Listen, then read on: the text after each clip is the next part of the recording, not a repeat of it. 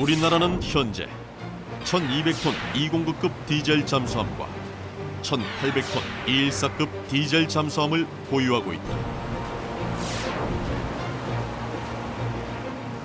그리고 향후에는 순수한 국내 기술로 설계 및 건조되는 3000톤급 디젤 잠수함을 확보할 계획이다.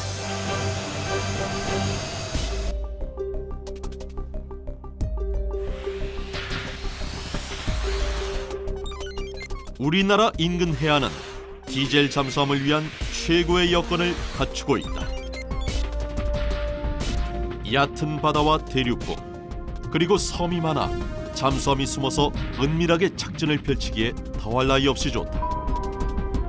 칠흑같이 어두운 해저를 유유히 자망하는 잠수함은 형체 없는 유령과 같다. 숨소리도 내지 않고 조용하게 움직인다.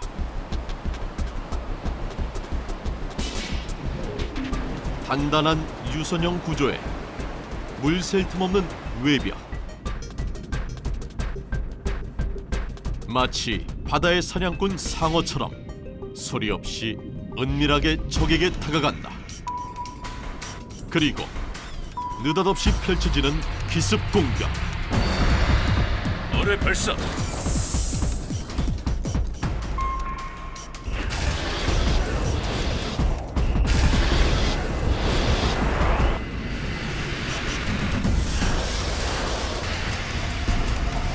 함장님, 어뢰가 탐지됐습니다. 너무 가깝습니다. 적이 어뢰를 탐지하고 당황하고 있을 땐 이미 너무 늦었다.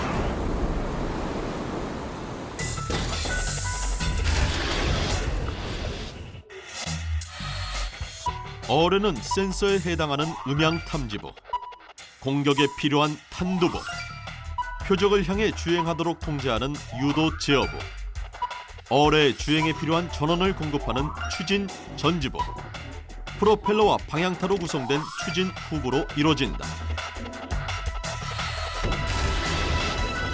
적함 여러 척이 항해 중에 있습니다. 자망. 사망!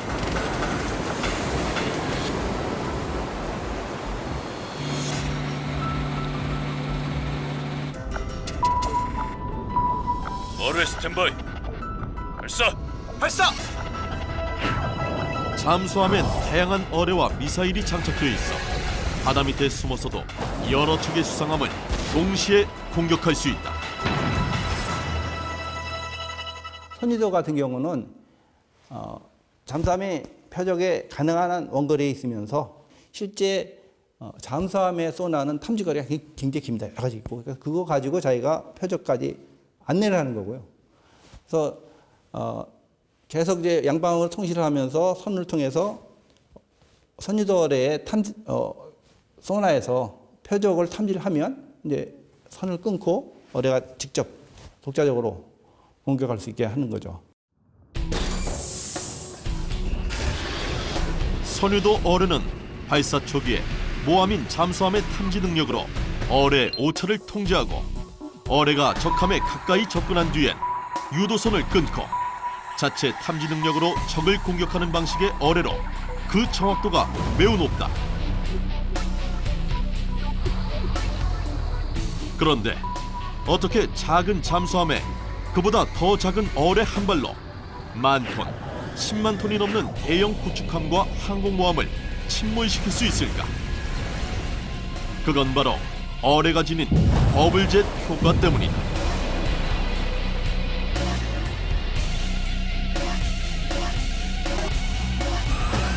수중에서 어뢰가 탄두가 폭발하게 되면 전방위로 폭발력을 가하게 됩니다. 그러면은 실제로 이제 그 수상 표적도 폭발이 가겠지만은 그 옆쪽으로 물 옆쪽으로 그 폭발의 위력에 의해서 물들이 밀려나게 됩니다. 그러면 다시 그 밀려난 물들이 수압에 의해서 다시 그 방향으로 다시 돌아오게 되는 거죠. 그래서 다시 한 번 더 이중의 충격을 선체에 가해서 함을 거의 들어 올렸다가 다시 내려놓는 그런 표적을 가하게 되기 때문에 배가 굉장히 치명적인 그런 그 피해를 받게 되는. 자망. 자망! 생산에 가려 적이 아함을 탐지 못한 것 같습니다. 어뢰 발사. 발사!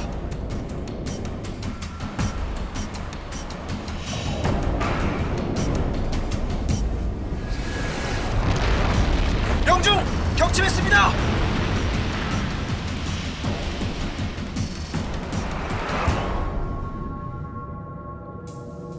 그런데 잠수함은 칠흑같이 어두운 깊은 바닷속에서 어떻게 적의 위치를 정확하게 파악할 수 있을까? 그건 고래가 음파로 물밑 세상을 보는 것처럼 잠수함도 음파로 상대를 파악할 수 있기 때문이다. 바다 밑은 100m만 내려가도 빛이 없는 완전한 어둠이 펼쳐진다. 이때 잠수함의 눈이 되어주는 건 소리, 바로 음파다. 잠수함은 전후 좌우로 음파를 읽으며 복잡한 바다 지형을 파악하는 건 물론 적함의 위치와 종류, 움직임까지 상세히 읽어낸다. 레이더는 뭐 잘 아시다시피 전자파를 이용하는 장비이지요. 그래서 전자파를 우리가 송신을 해서 그것이 이제 물표에 표적 타겟에 이제 맞아서 반사되어 오는 신호를 수신을 해서 탐지하는 그런 장비가 되겠고요. 소나는 그 전자파 대신에 음파를 사용하는 것이 다릅니다. 원리는 똑같습니다. 그래서 음파를 송신해서 음파가 표적이나 주변의 타겟에 맞아서 돌아오는 반사파를 탐지를 하는 그런 장비입니다. 하지만 음파는 온도, 수압, 밀도 등 바다의 상태에 따라 쉽게 변하고 표적에 따라 탐지되는 음파의 주파수 대역도 매우 다양하다. 그래서 잠수함은 보통 5 내지 7종류의 소나를 장착하고 다양한 정보를 통합하여 운용하게 된다. 소나는 위치와 역할에 따라 잠수함의 주 탐지 센서인 수동 음탐기, 바다의 귀뢰를 회피하기 위한 귀뢰 회피 음탐기, 능동적으로 음파를 발사하여 탐지하는 능동 음탐기, 자신의 소음을 분석하는 자함 소음 분석 장치, 표적과의 거리를 측정하는 수동 측거 음탐기, 중거리 저주파 표적을 탐지하기 위한 선측 배열 음탐기, 액티브 핑으로 적의 존재를 파악하는 방수 음탐기, 장거리 저주파 표적을 탐지하는 선배열 예인 음탐기로 나뉜다. 바닷물에서 소리의 속도는 초당 1500m로 공기에서보다 4.6배 빠르다. 바다에서 가장 빨리 전달되는 정보는 소리, 즉 음파인 셈. 소나는 작동 원리에 따라 크게 패시브, 수동형 소나와 액티브, 능동형 소나로 나뉜다. 먼저 패시브, 수동형 소나는 적함으로부터 들려오는 소리를 분석해 상대 위치, 특성 등을 파악한다. 그에 비해 액티브, 능동형 소나는 잠수함에서 음파를 쏴 그 음파가 반사되어 오는 신호를 분석해 상대 위치, 특성을 파악한다. 일단 능동형을 쓰게 되면 우리가 음파를 송신하기 때문에 상대방이 나의 존재를 알게 되죠. 패시브 소나는 내가 표적에서 나오는 신호만을 듣기 때문에 표적이 나를 잘 모른다는, 그러니까 은밀하게 표적을 탐지할 수 있다는 장점이 있고요. 패시브 소나만의 장점도 있고 액티브 소나만의 장점이 있고 단점이 다 있거든요. 그래서 요즘은 하나의 소나를 이용해서 잠수함을 탐지하는 것은 굉장히 어려워졌고 여러 개의 소나, 그러니까 내가 배에서 액티브 소나도 달고 다니고 패시브 소나도 달고 다니거든요. 그래서 그 두 가지 소나를 복합적으로 운용을 하기도 하고. 동해로 접어들면서 한류를 만나 수온이 낮아지고 밀도가 급격히 증가하고 있습니다. 예상 탐지 거리를 재산출하고 공격 문제를 해결하라. 네. 최대 접촉거리 2000야드, 수심 200m, 수압이 평소보다 높습니다. 최대 접촉 거리는 최대 접촉거리 1000야드. 좋아.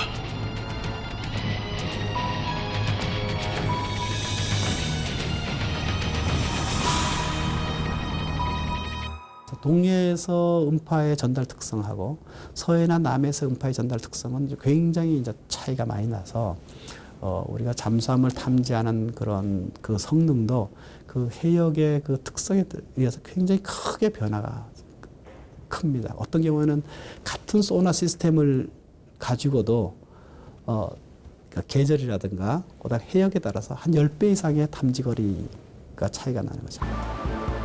잠수함의 소나가 발달할수록 수상함은 소음을 줄이고 잠수함 소나의 탐지를 방해하는 기술을 발전시켰다.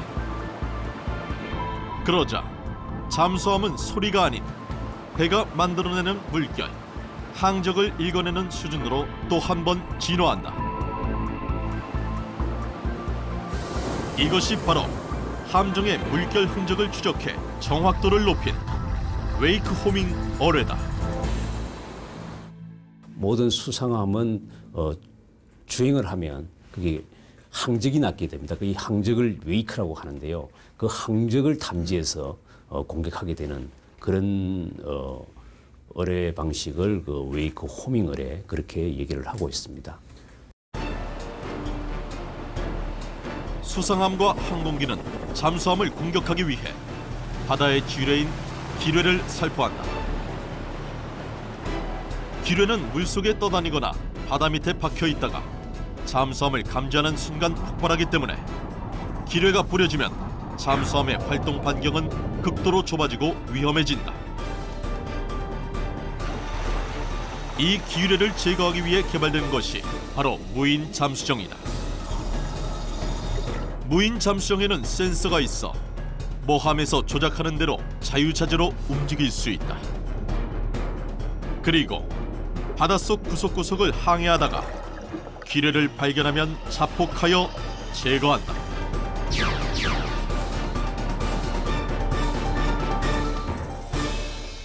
2,000톤급 되는 그런 잠수함이 1조 정도 되는데 요 기껏 해봤자 아무리 비싸봤자 뭐 1, 200억이 됩니다. 무인 잠수함은 아주 깊숙이 적진지에 들어가 가지고 많은 것을 샅샅이 그 정보를 캐치할 수가 있죠.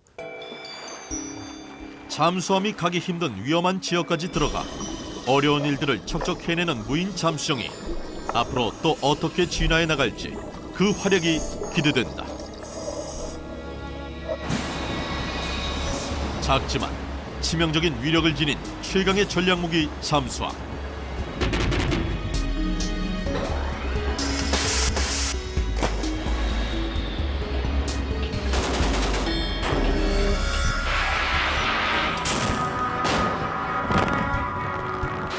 바깥 세상의 어떤 공격도 바다 밑에 숨어 피할 수 있지만 잠수함에게도 치명적인 약점이 있다.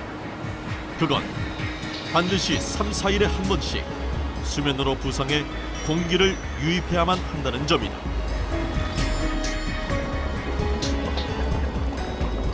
디젤 잠수함은 축전지의 전원이 모두 소모되면 바다 밑 15m 지점까지 부상, 스노클을 통해 산소를 공급받아야만 한다. 산소가 있어야 디젤 발전기를 가동해 전기를 다시 충전할 수 있기 때문이다. 공기가 필요한 공기를 유입해야 되니까 해서 발전기를 디젤 엔진을 돌려서 거기에서 발전되는 전기 에너지를 배터리에 충전을 해서 함의 전체 전원으로 쓰고 있는 것이죠.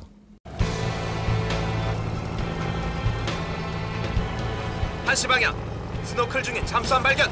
즉시 공격하라. 즉시 공격하라.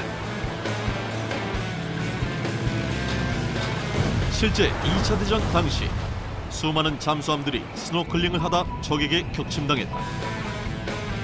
어떻게 하면 스노클링이 필요 없는 완벽한 잠수함을 만들 수 있을까?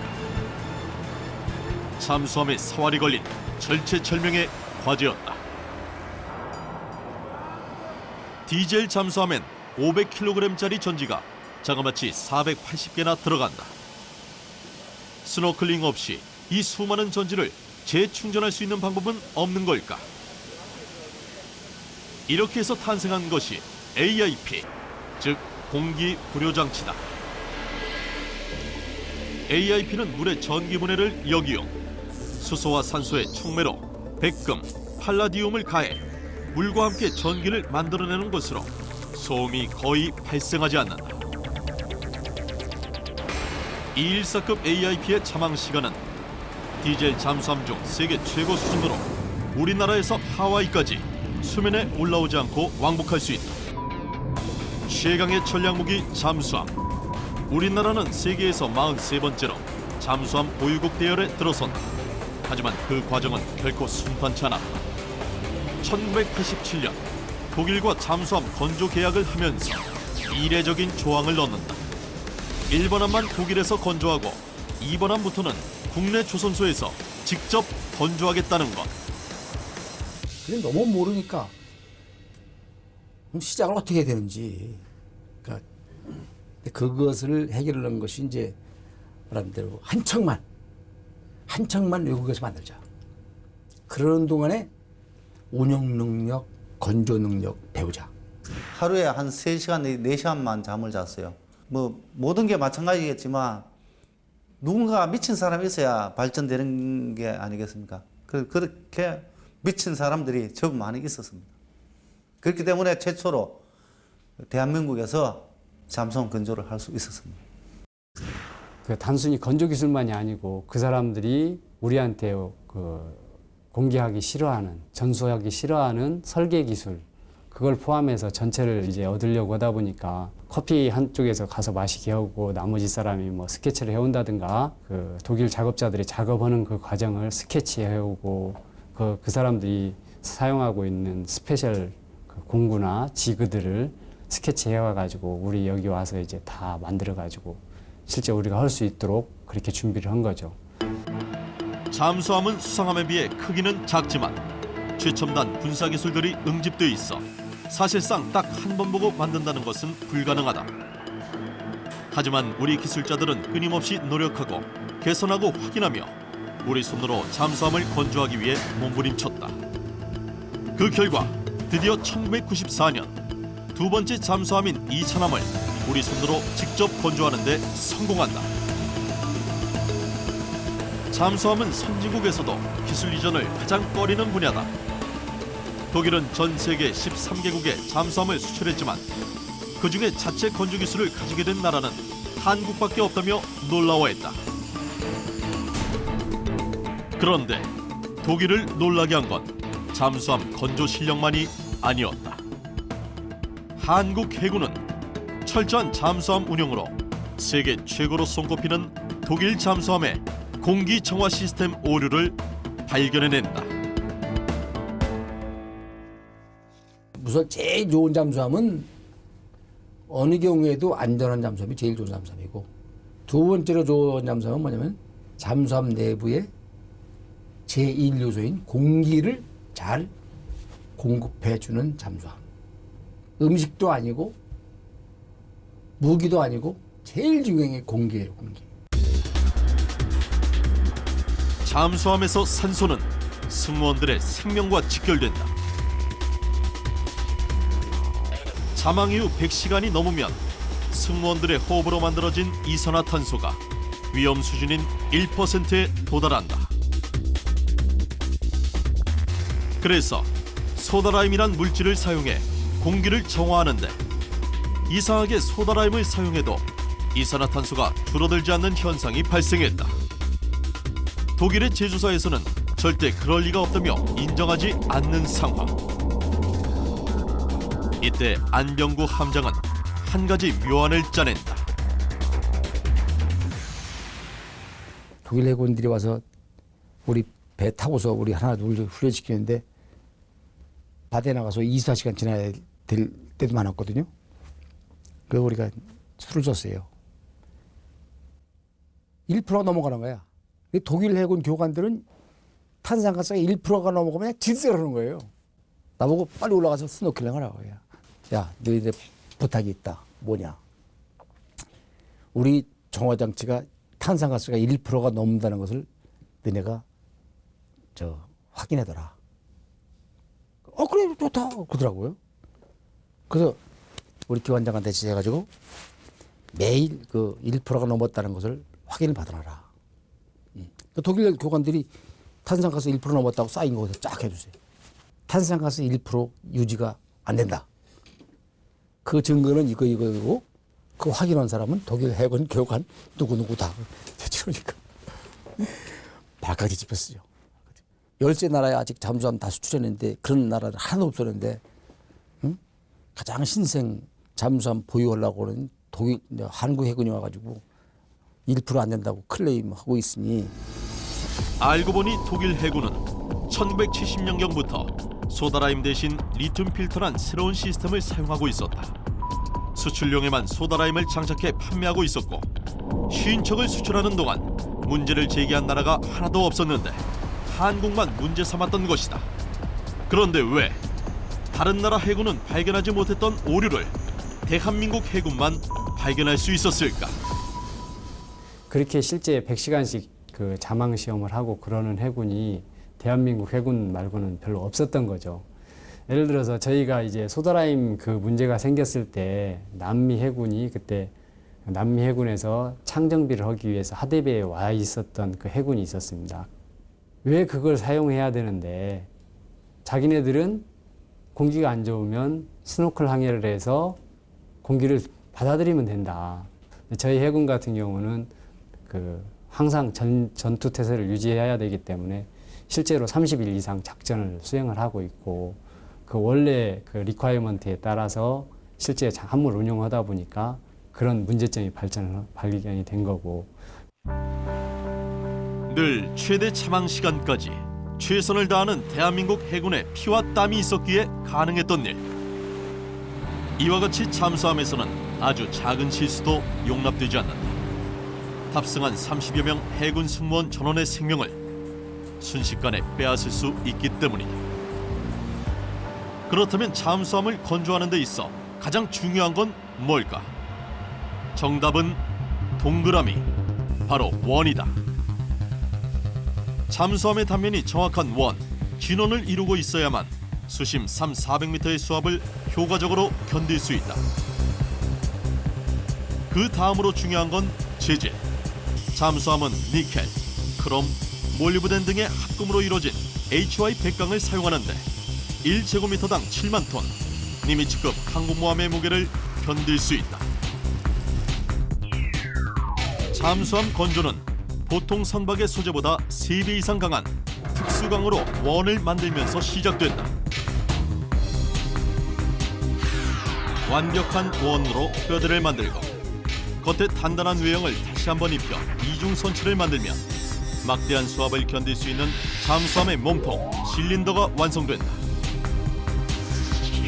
실린더 안에 여러 가지 장비를 탑재한 뒤 함수와 한미를 이어붙이면 잠수함이 완성되는 것이다.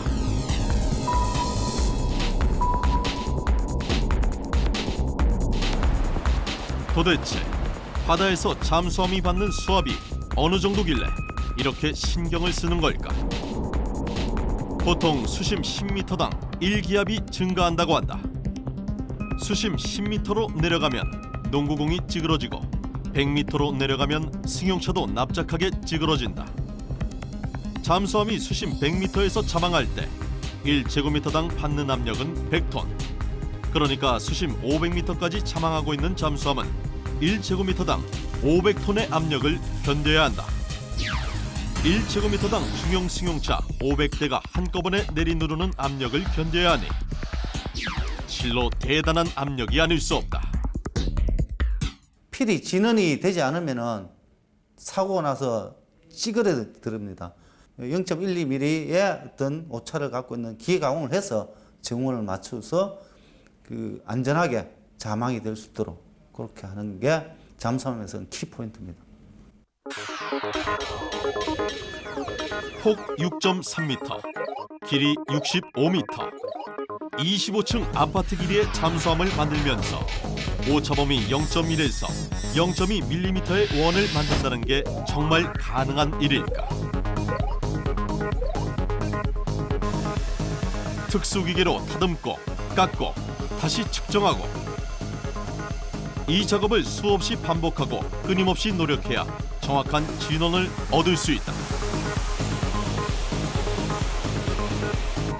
게다가 HY 백강은 일반 강철보다 5배 이상 비싼 특수 소재, 일반 선박보다 3배 이상 강하고 이지스함 같은 군함보다도 2배 이상 강하다. 강도 이외의 또 하나의 특징은 소재가 얼마나 질긴가를 나타내는 인성. HY 백강은 일반 선박에 비해 2배 이상 질겨 강한 충격이나 영하 80도에 달하는 초저온에서도 변형이 잘 일어나지 않는다.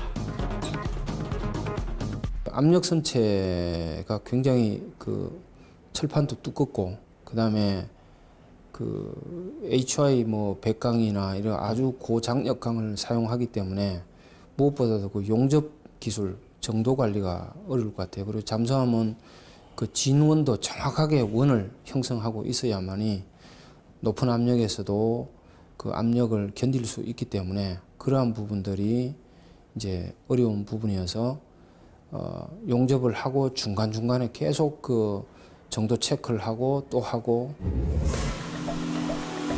특수 소재이다 보니 한두 번 용접한다고 끝나는 게 아니다. 수십 수백 차례 용접을 하고도 끊임없이 용접 품질을 다시 체크해야 한다.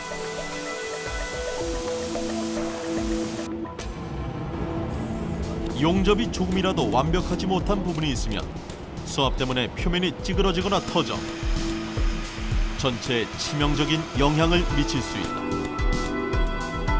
그래서 잠수함 용접은 완벽을 향한 끊임없는 도전이다. 용접이 마무리됐다고 해서 잠수함 건조가 끝나는 건 아니다. 만들어진 몸통에 내부 기자재를 넣는 작업 또한 만만치 않다.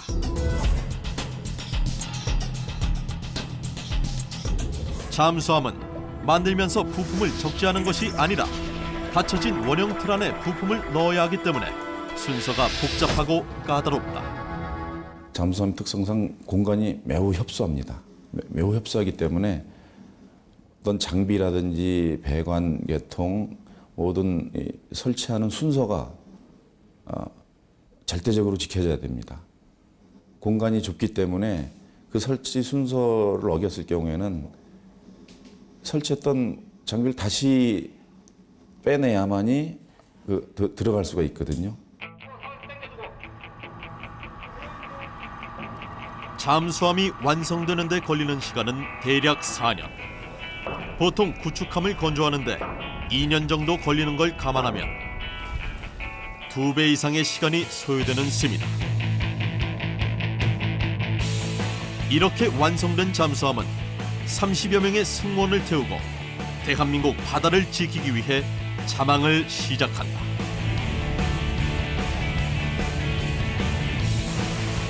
물도, 산소도, 음식도 절대적으로 부족한 바다 밑 세계. 그 답답하고 어두운 곳에서 고독과 싸우며 묵묵히 대한민국의 바다를 지키는 것이다.